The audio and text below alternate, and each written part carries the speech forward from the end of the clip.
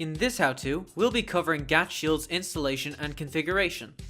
To install GAT Shield, you will be required to purchase Google Device Manager. More information can be found in the description of this video to learn more about that.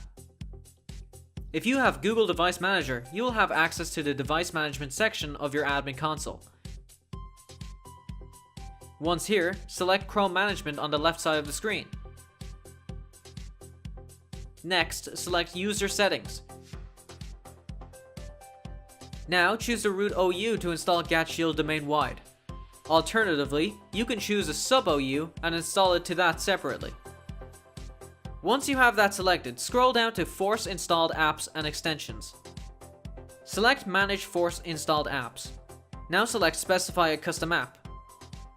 There are two versions of GAT Shield which are available, one open version and one closed.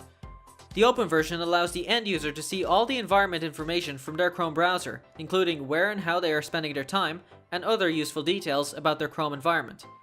The closed version will only display an icon, but the end user can't access it. Both versions' IDs and URLs are available in the description of this video. Once the app is installed, every user who logs into their Chrome environment with your domain credentials will have the app automatically installed. The end user cannot override this setting. Make sure to save changes.